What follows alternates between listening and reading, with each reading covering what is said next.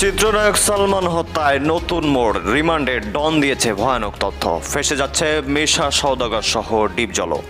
এবার হঠাৎ করেই ৩০ বছর আগে সালমান শাহর কল রেকর্ড ফাঁস, বেরিয়ে এসেছে ভয়ানক চাঞ্চল্যকর তথ্য।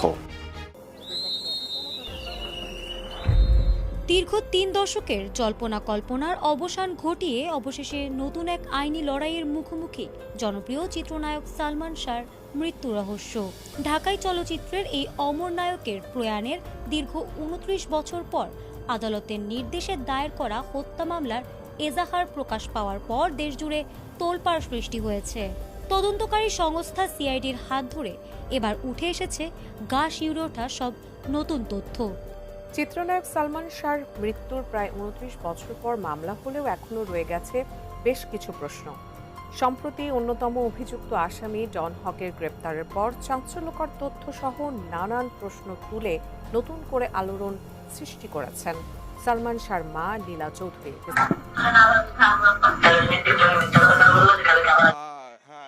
চিত্রনায়ক সালমান শাহ হত্যা মামলা হয়েছে। ডনকে আমরা দেখতে পাচ্ছি আদালতে নিয়ে যাওয়া হচ্ছে।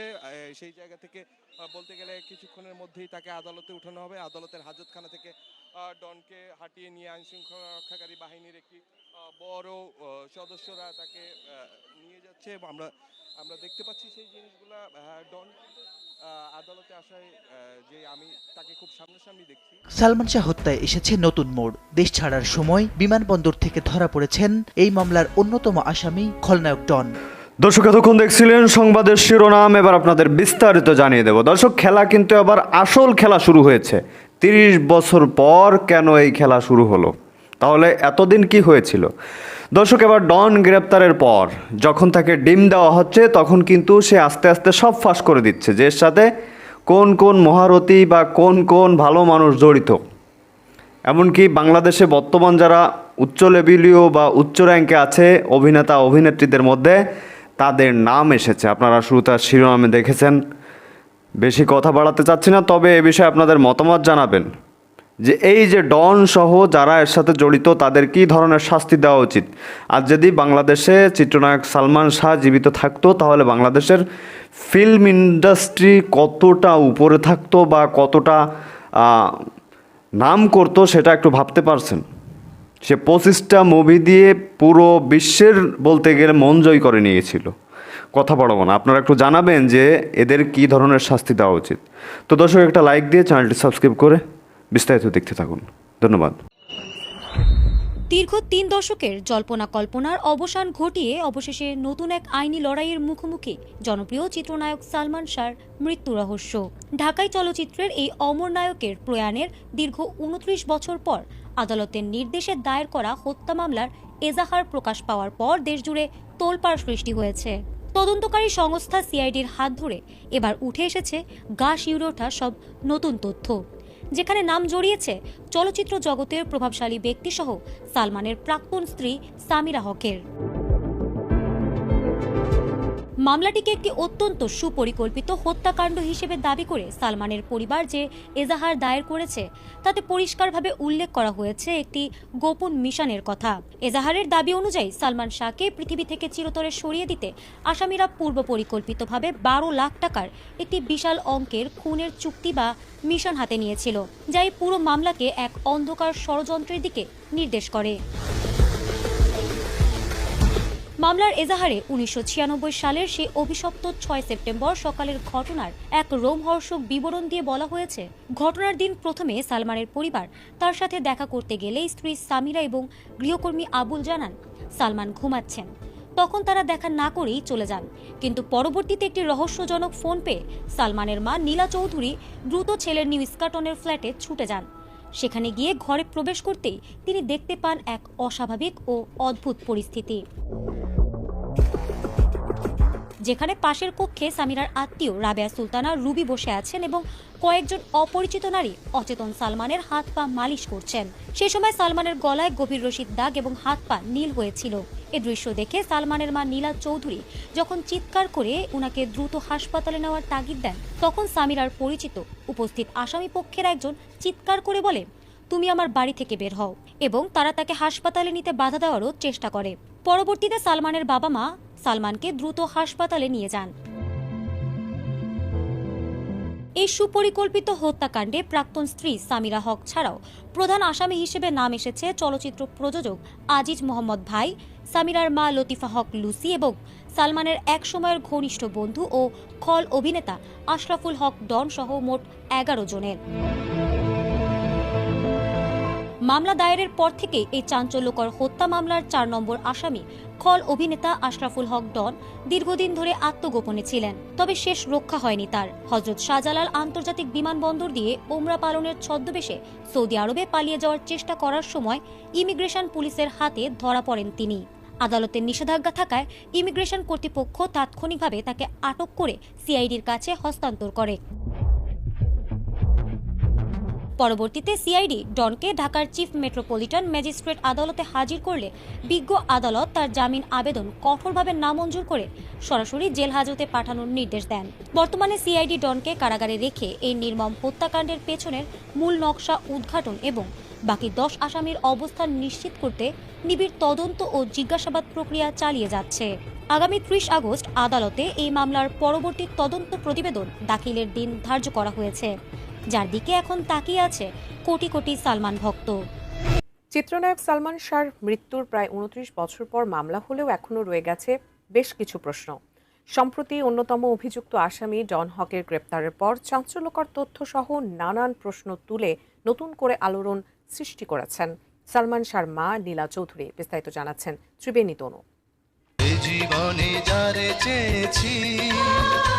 বাংলা চলচ্চিত্রের অত্যন্ত জনপ্রিয় ও অমর তারকা সালমান শাহ 1996 সালের 6 সেপ্টেম্বর রহস্যজনকভাবে মৃত্যুবরণ করেন। 90-এর দশকের তুমুল জনপ্রিয় এই নায়কের আকস্মিক প্রস্থান পুরো দেশকে স্তব্ধ করে দিয়েছিল। দীর্ঘ প্রায় 2.5 দশক ধরে তার অকাল মৃত্যুর প্রকৃত কারণ নিয়ে অন্তহীন আলোচনা, জল্পনা কল্পনা ও আইনি লড়াই চলেছে। ছেলেকে আল্লাহ সসম্মানে সজ্ঞানে আল্লাহ নিয়ে গেছেন, তাকে সে তো জানতো না কোথায় যাচ্ছে, সে কিন্তু বেহেশতে চলে গেছে। তাদের অনুপস্থিতিতে তাদের বিচার হবে, তারা সারা জীবন ভুগবে, তারা আসামি বলে খ্যাত হবে। অবশেষে মৃত্যুর দীর্ঘ 29 বছর পর আদালতের সুনির্দিষ্ট নির্দেশনায় এই ঘটনাটি হত্যা মামলা হিসেবে রূপ নেয়। গত বছরের অক্টোবর মাসে সালমান শাহর মা নীলা চৌধুরীর পক্ষে তার ভাই আলমগীর কুমকুম বাদী হয়ে রাজধানীর রমনা থানায় একটি হত্যা মামলা দায়ের করেন।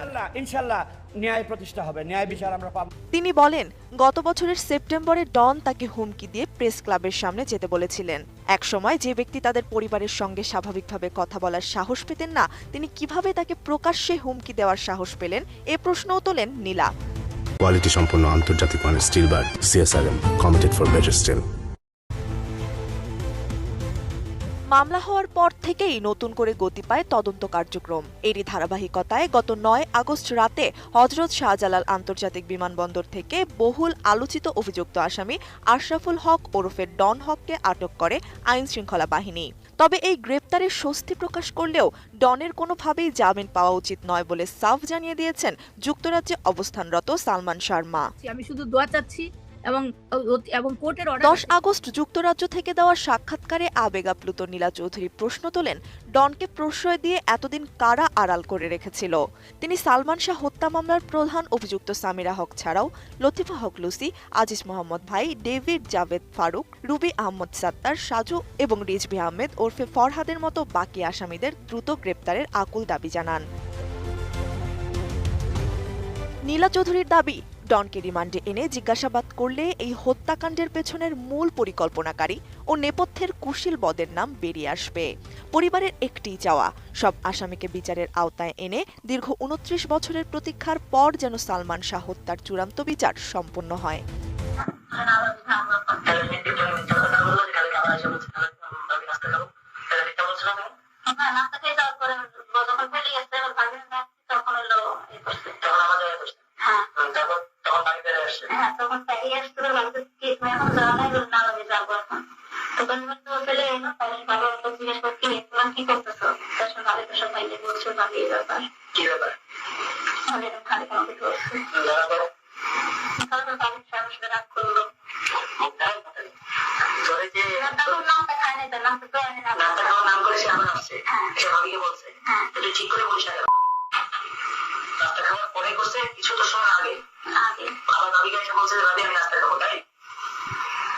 নিরাদেশে বলছে কি তাহলে আমি নাস্তা খাবো।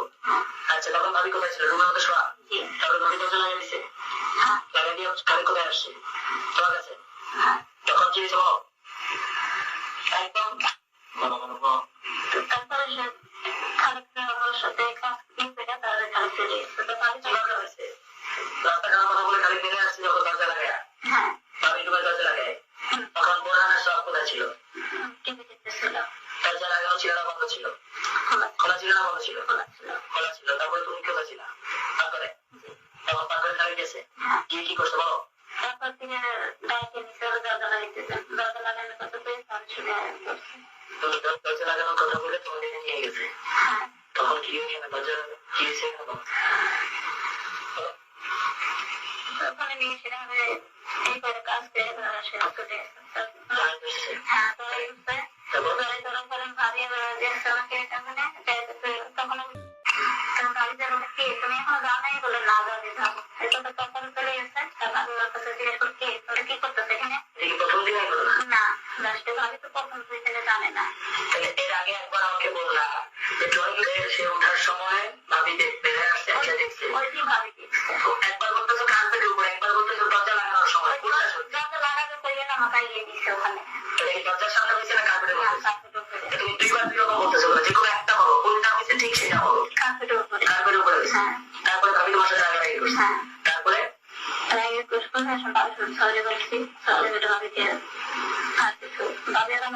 তারপর ওই দিন খালি আবার বাসায় আসছে না? ওই দিন আর আসে নাই। তারপর থেকে তো খালি বাসায় আসা যাওয়া করে, বন্ধ তো হয়নি আসা যাওয়া। ভাবি খালিকের সঙ্গে খারাপ ব্যবহারও করে নাই? খারাপ ব্যবহারও করে নাই? ভাবি খালিকের সঙ্গে স্বাভাবিক ব্যবহার করছে? আচ্ছা, তারপরে গিয়ে খালি ভাবি খালি হাত দিছে কবেকার ঘটনা? পরে ঘটনা একটা একটা করে সব বলো।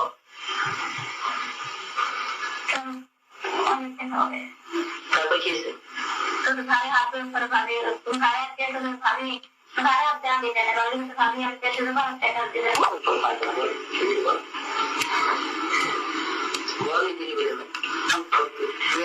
আমি তোকে বলতেছি তো একদম মাথা তোর কাছে, তোকে আমি এখন ছেড়ে দেবো, কিচ্ছু বলবো না।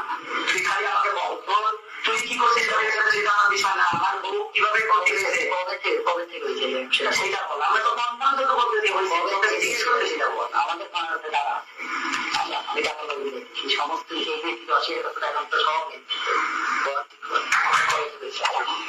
আমার বউটা হলো বিষয়, তোর কোনো বিষয় তুই একটা পাবে কবে থেকে হয়েছে এরকম? আমার বউকে কিভাবে নষ্ট করতে খালি সেটা বল। কবে থেকে হয়েছে ফার্স্ট কবে থেকে হয়েছে? সালমান শাহ হত্যা মামলায় গ্রেপ্তার খলনায়ক আশরাফুল হক ডনকে কারাগারে পাঠানোর আদেশ দিয়েছে আদালত। রোববার বিকেলে ঢাকার চিফ মেট্রোপলিটন ম্যাজিস্ট্রেট জুয়েল রানার আদালত এ আদেশ দেন। এ নিয়ে আলোচনা করতে আমাদের সাথে যোগ দিয়েছেন সুপ্রিম কোর্টের আইনজীবী আজিজুর রহমান দুলু। জনাব আজিজুর রহমান দুলু, আপনাকে স্বাগত জানাচ্ছি ইন্ডিপেন্ডেন্ট টেলিভিশনে। যেটি জানতে চাইবো আপনার কাছে যে ডনকে এতদিন গ্রেপ্তার করা হয়নি কেন, কি কারণে তাকে সৌদি যেতে দেওয়া হলো না? আসলে গ্রেপ্তারের বিষয়টি আমাদের ক্রিমিনাল প্রসিডিউর 1898 সালের যেটা বিদ্যমান আছে, এটার একটি ধারা আছে 157 ধারা। এই 157 ধারার এক উপধারায় বলা হয়েছে যে কোনো ব্যক্তির বিরুদ্ধে যদি কগনাইজেবল কোনো অপরাধের তদন্ত শুরু হয়, তাহলে এই ফ্যাক্ট অ্যান্ড সার্কামস্ট্যান্সেস এর তদন্ত করার পর যদি প্রয়োজনীয়তা দেখা দেয় যে সংশ্লিষ্ট আসামিকে ডিসকভারি করা, অর্থাৎ কোথায় আছে, এবং তাকে অ্যারেস্ট করা। এতদিন ধরেন এই মামলার যে তদন্ত কার্যক্রম, অর্থাৎ এই মিস্টার ডন অথবা অন্যান্য যে সকল আসামিরা যাদেরকে ইতোমধ্যে অ্যারেস্ট করা হয়েছে, তাদের অ্যারেস্ট করার পূর্ব পর্যন্ত এই মামলার যে ফ্যাক্টস এন্ড সার্কামস্ট্যান্সেস তদন্ত করা হয়নি অথবা সম্পন্ন হয়নি, জন্যই অ্যারেস্ট করা হয়নি। আর এখন যেহেতু অ্যারেস্ট করা হয়েছে, তার মানে বুঝতে হবে যে 157 এক উপধারা অনুসারে এই মামলার অভিযোগের নিমিত্তে এবং নিরিখে এই ফ্যাক্টস এন্ড সার্কামস্ট্যান্সেস এর তদন্ত করে সাফিসিয়েন্ট গ্রাউন্ডস পাওয়া গেছে, তখন তাদেরকে অ্যারেস্ট করা হয়েছে। সালমান শাহ হত্যা মামলায় ডনকে কারাগারে আটকে রাখা যাবে কি, বা বিদেশ যেতে না দেওয়ার আইনি ব্যাখ্যা কি? বিদেশ যেতে না যাওয়ার আইনি ব্যাখ্যা এক জিনিস, আর তাকে আটকে রাখা আরেকটা জিনিস। দুটো বিষয় আমি বলতেছি একত্রে। সেটা হলো যে আটকে রাখার বিষয়টি হলো আমাদের যখন পুলিশ বা তদন্তকারী কর্মকর্তা যখন একটি মামলায়, যেটা একটু আগে বললাম যে সিআরপিসির 157 এক উপধারা অনুসারে যখন ফ্যাক্টস এন্ড সার্কামস্ট্যান্সেস এর নিরিখে কাউকে অ্যারেস্ট করা হয়, সেই অ্যারেস্টটা জাস্টিফাইড কিনা এটা কিন্তু সংশ্লিষ্ট গুরুত্বপূর্ণ প্রতিবেদন এতক্ষণ আমাদের সাথে থাকার জন্য, দেখার জন্য সবাইকে ধন্যবাদ জানাচ্ছি। ধন্যবাদ জানাচ্ছি আপনাকে এতক্ষণ আমাদের সাথে ছিলেন। দর্শক, এখন এই বিষয়ে আপনাদের মতামত কী হবে একটু কমেন্টের মাধ্যমে জানাবেন। এর থেকেও গুরুত্বপূর্ণ কিছু নিউজ আপডেট এখন আপনাদের দেখানো কথা ছিল এবং সেটা দেখানো খুবই জরুরি মনে করছিলাম, তবে সময় সংক্ষেপের কারণে দেখাতে পারিনি। পরবর্তীতে দ্রুতই আপনাদের সামনে সেগুলো তুলে ধরবো। সেই ভিডিওগুলো দেখতে, নিউজগুলো দেখতে অবশ্যই চ্যানেলটি সাবস্ক্রাইব করে পাশে রাখা বেল আইকনটি অবশ্যই বাজিয়ে রাখবেন। তো দর্শক, এখন এ বিষয়ে আপনাদের মতামত কী হবে আপনারাই জানেন, একটু কমেন্টের মাধ্যমে দিয়ে যাবেন এবং সামাজিক কাজে লেগে পড়বেন, সেটা হলো ভিডিওটি শেয়ার করে দিবেন। তো দর্শক, ভালো থাকুন, সুস্থ থাকুন, আল্লাহ হাফেজ।